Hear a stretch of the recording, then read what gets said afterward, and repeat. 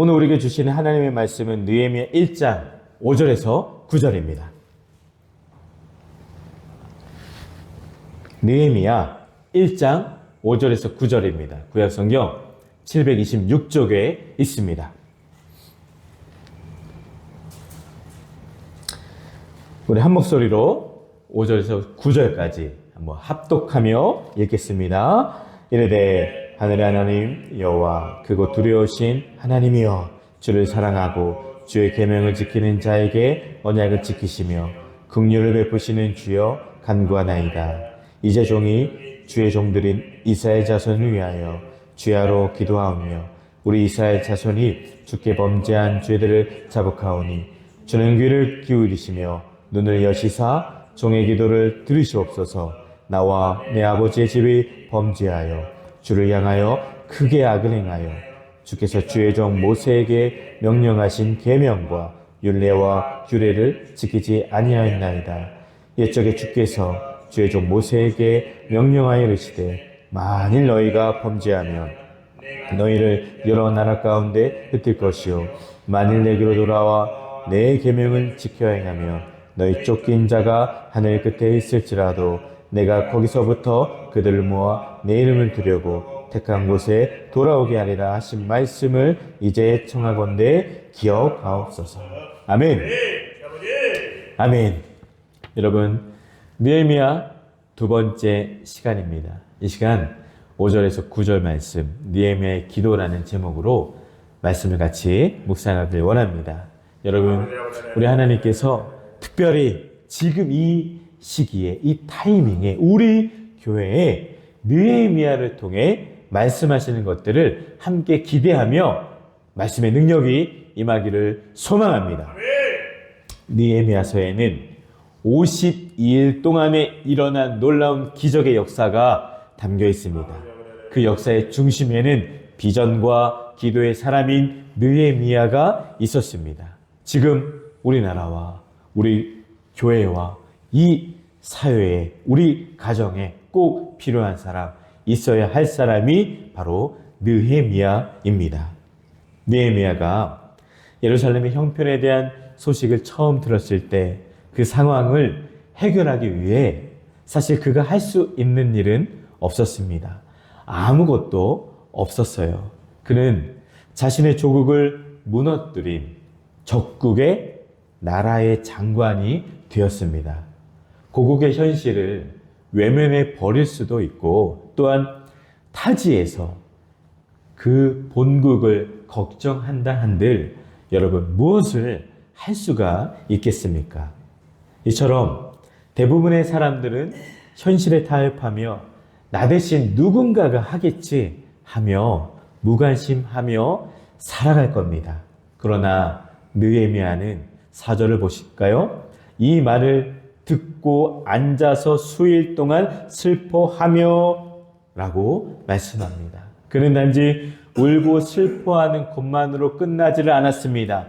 단순히 울고 슬퍼했더라면 아무런 역사는 일어나지 않았을 거예요. 그는 하나님 앞에 금식하며 기도를 하였습니다.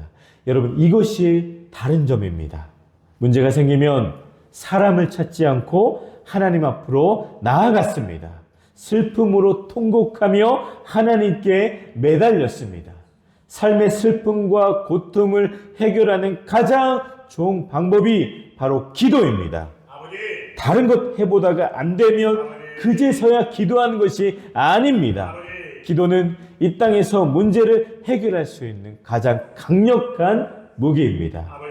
여러분, 이제부터 내 문제를 하나님의 문제로 옮기는 것이 기도입니다. 기도는 하나님과의 깊은 교제이며 하나님의 뜻을 이루는 중요한 도구입니다. 성경에는 수많은 기도하는 사람도 나오고 기도의 모델도 있고 기도의 본도 등장하는데 그 중에서도 느헤미야의 기도는 특별한 의미를 갖습니다. 느헤미야는 나라의 큰 환난과 능력의 문제를 가지고 어떻게 기도했을까요? 또한 하나님 앞에서 금식하며 어떠한 기도를 했을까요? 그래서 하나님으로부터 어떠한 응답을 받았을까요? 오늘 이 시간 느헤미야의 기도와 응답 그리고 그의 삶에 대해 함께 묵상하기를 원합니다. 먼저 여러분, 기도는 하나님을 알아가는 것이 기도입니다. 아멘이십니까? 기도는 누구를 알아가요? 하나님을 알아가는 겁니다. 느헤미야의 기도를 보면은 우리가 믿는 하나님, 그 하나님께서 누구시며 어떤 분이신가에 대한 시각이 명확합니다.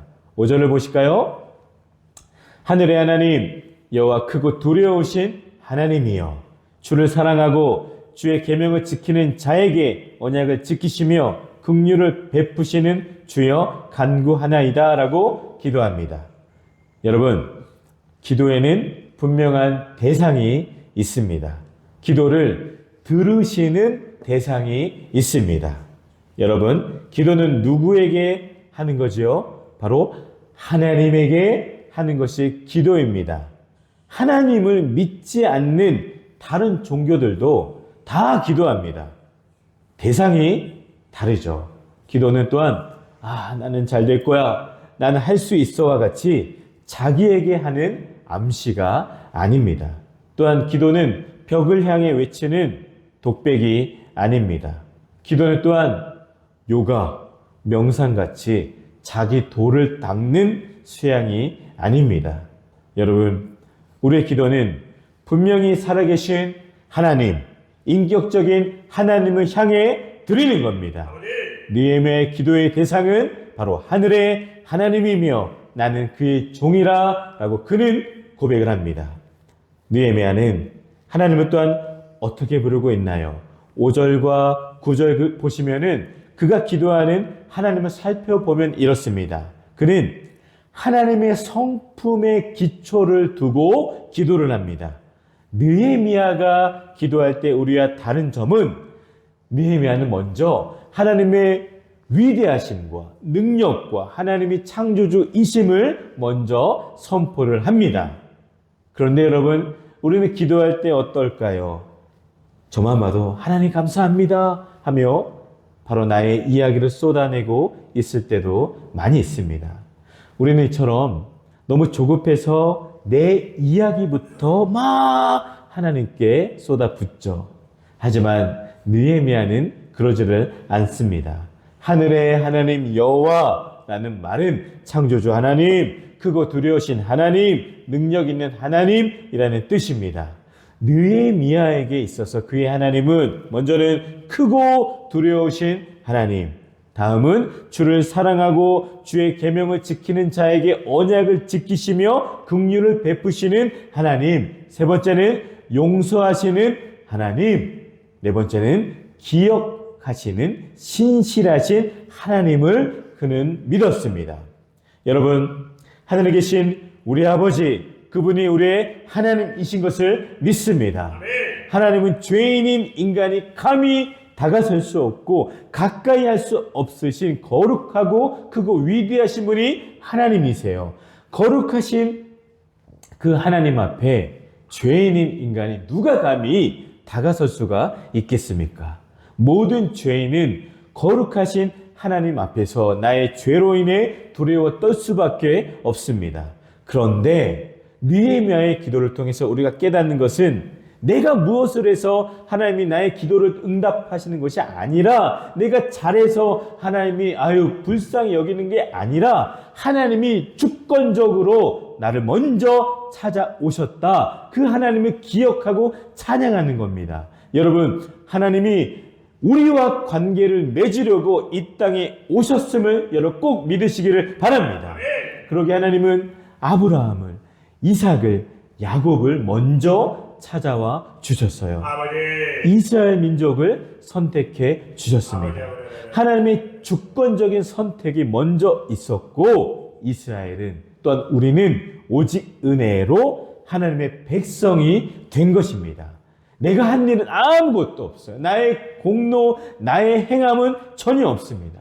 하나님은 하늘 높은 곳에서 이스라엘에게 먼저 다가오셔서 관계를 맺으시고 계명을 지키는 자에게 언약하신 대로 약속을 지키시며 긍휼을 베푸시는 하나님이 되어 주셨습니다.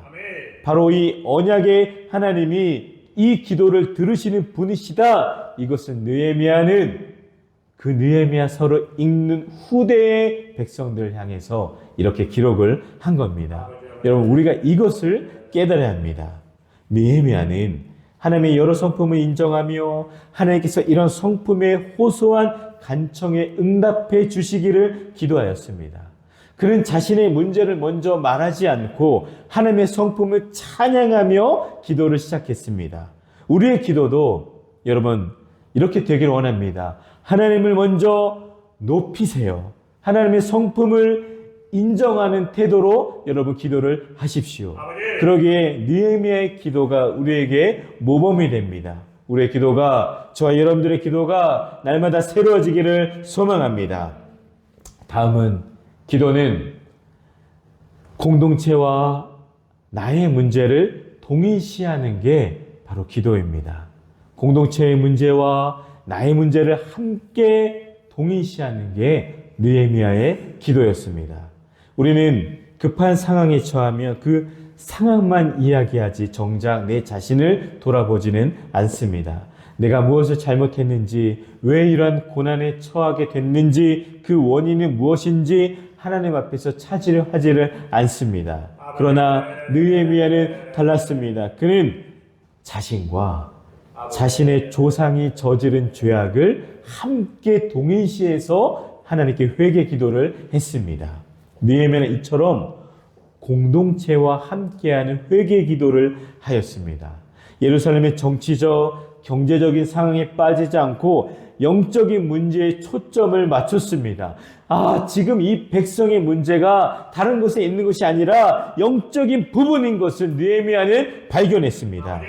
그래서 그는 6절에 보면은 우리 이스라엘 자손이 주께 범죄한 죄들 언급을 하고 동시에 그는 나와 내 아버지의 집이 범죄하였다라고 고백을 합니다. 느헤미야는 유다에 다녀온 형제로부터 유다와 예루살렘 사람들의 형편을 들었습니다. 느헤미야는 유다와 예루살렘의 범죄, 조상들의 불순종, 너희의 죄를 언급합니다. 6절, 7절을 보면은 주 앞에 범죄한 백성, 주를 향해 크게 악을 행한 백성, 주께서 명하신 계명과 율례와 규례를 지키지 아니한 백성이라고 명시합니다. 왜 이렇게 명시했을까요? 이 기도를 읽고 들을 자들에게 밝히고 있는 너희들, 너희 백성들의 정체성이 바로 이거야, 이것을 명시합니다. 하나님께 선택받은 민족이지만 지금의 우리의 모습은 죄로 인해 이러한 사람이 되었다, 이것을 깨닫기 위함입니다. 사실 느헤미야의 입장에서 보면은 민족의 죄, 조상의 죄는 본인과 상관이 없어요. 엄밀히 말하면 그렇죠. 이미 3세대이고 알지도 못하는 죄입니다. 전혀 상관이 없는 일과 문제였기에 느헤미야가 하나님, 저는 죄가 하나도 없습니다 라면서 자신의 의를 드러낼 수도 있어요. 그러나 그는 오히려 조상의 허물과 죄를 자신의 죄로 인식을 했습니다. 우리는 현실적으로 우리가 당하는 문제들이 조상들의 죄 때문일 수 있는데 그것을 위해 우리가 대신 중보 기도를 해야 한다는 것을 우리가 깨달아야만 합니다. 우리 조상의 죄는 우리의 죄이기도 합니다. 우리나라의 죄는 우리의 죄이기도 합니다. 그러니 여러분, 방관하면 안 되죠. 기도해야 될 줄 믿습니다. 느헤미야는 솔직하게 조상들과 백성들의 죄까지도 하나님 앞에 자백합니다. 보통 사람들은 자신의 문제에 집중하는 기도를 많이 하지만 느헤미야는 공동체를 위한 기도를 드렸습니다. 우리의 기도도 여러분, 나 자신뿐만이 아니라 가족과 교회 그리고 나라를 위한 더 많은 중보 기도가 필요한 것을 아시고 중보 기도를 하는 저와 여러분들 되시기를 바랍니다. 느헤미야는 철저히 자신과 죄인은 동일하게 고백을 합니다. 그에게는 그들의 죄를 고발하는 것이 아니라 자신의 죄를 고발하는 그러한 겸손의 모습이 있었습니다. 하나님은 이러한 사람을 사랑하십니다. 하나님은 이러한 사람의 기도를 들으신 것을 꼭 기억하셔서 우리 모두의 죄예요. 우리 교회의 어려움은 우리 교회의 죄된 모습인 것을 기억하여 더 많이 함께 울며 하나님 앞에 매달리고 기도하는 우리 모두가 되시기를 주님의 이름으로 부탁을 드립니다. 기도는 또한 하나님의 길로 걷는 게 기도입니다. 기도는 내가 기도했으니까 나의 길로 걸어가겠지 그가 아니라 하나님께 기도하며 하나님께서 약속하시고 하나님께서 이끄시는 대로 순종하며 걸어가는 것이 기도입니다. 여러분, 우리의 인생은 하나님의 주권 아래에 놓여 있습니다. 느헤미야는 하나님의 주권을 인정하기에 하나님의 인도하심을 간구하였습니다.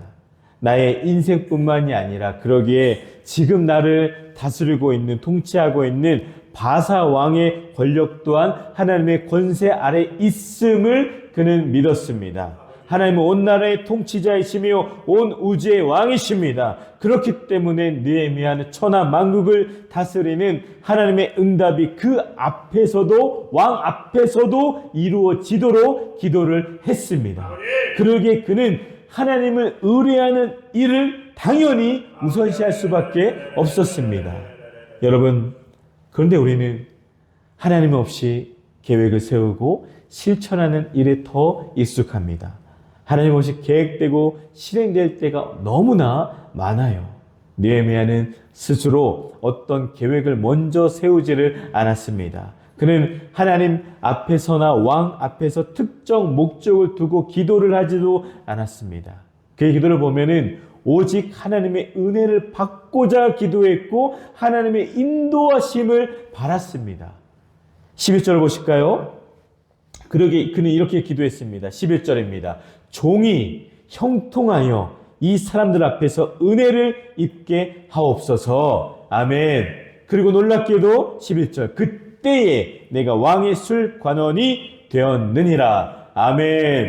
하나님은 우리의 기도가 이렇게 하나님이 기뻐하시는 기도가 될 때 하나님은 다 응답하시는 것을 믿습니다. 여러분, 이것이 느헤미야의 기도의 응답이었어요. 느헤미야는 여러분 1장 1절에서 지금까지 우리가 성경은 짧지만 얼마나 기도했을까요? 4개월 동안 기도를 한 겁니다. 4개월의 기도 준비 시간이 지나자 그는 하나님의 은혜를 받고 형통한 자가 되어서 술관원이 되어서 이제 최고의 권력자 앞에 설 수 있는 그런 사람이 된 것입니다. 4개월의 기도 시간이 있었어요. 여러분, 우리 또한 역시 더 많이 기도해야 될 줄 믿습니다. 하나님께서는 느헤미야가 왕의 신뢰를 듬뿍 받을 수 있도록 이미 환경을 이루어 주셨습니다. 하나님께서는 이처럼 이미 우리의 구할 바를 알고 계시고 그때에 하나님이 때에 하나님의 방법으로 이루실 것을 믿습니다. 느헤미야는 왕의 술관으로서 왕 앞에서 은혜를 구할 기회를 얻기 위해 기도했고 그 기도 후 실제로 행동에 나섰습니다. 많은 기도는 간구에서 끝나지만 느헤미야의 기도는 결단을 동반합니다.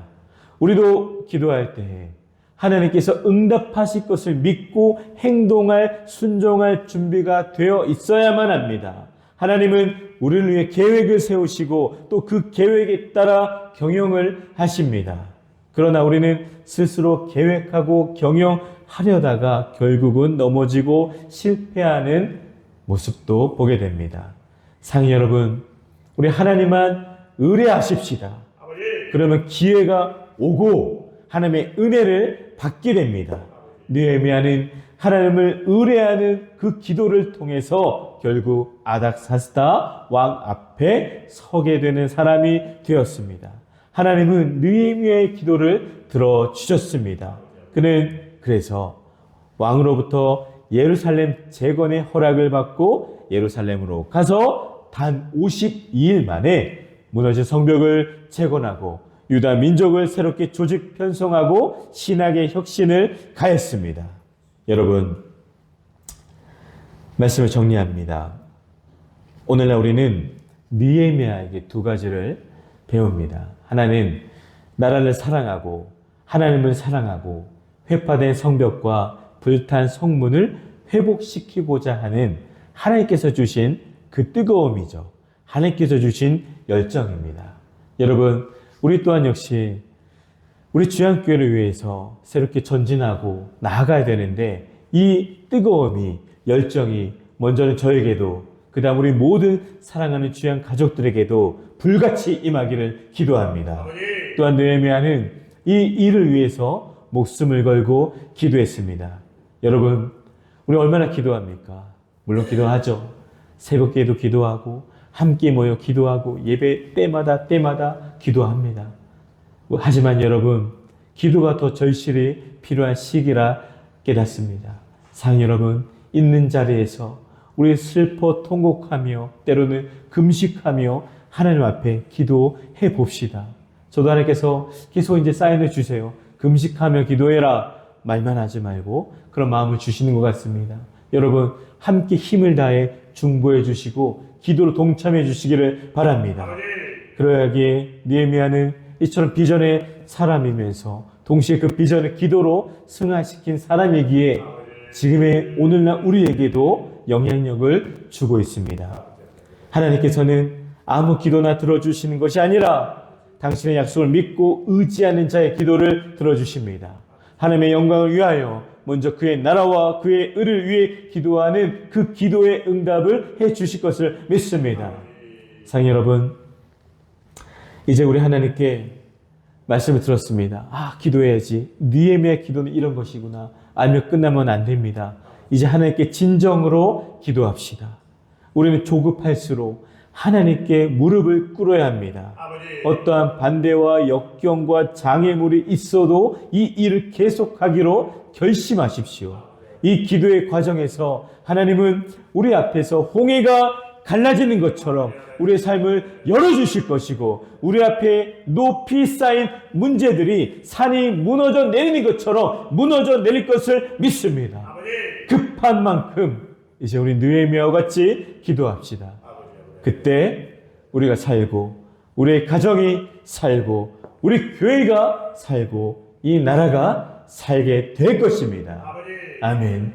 기도하겠습니다. 하나님 아버지 감사드립니다. 느헤미야의 기도의 모습을 보며 나의 기도가 새로워지길 원합니다. 내가 믿고 있는 하나님이 어떤 분인지 기억하며 개인의 기도뿐만 아니라 공동체를 위해 함께 기도하는 내가 되게 하시고 기도하며 하나님의 인도하심을 경험하는 우리 주양 교회가 되게 없어서 어렵고 힘들고 중요한 것들이 많습니다. 주의 종들에게 은혜를 주셔서 은혜를 받고 형통케 하시는 하나님의 놀라운 복을 경험하게 하여 주시옵소서. 예수 그리스도의 이름으로 기도드립니다. 아멘.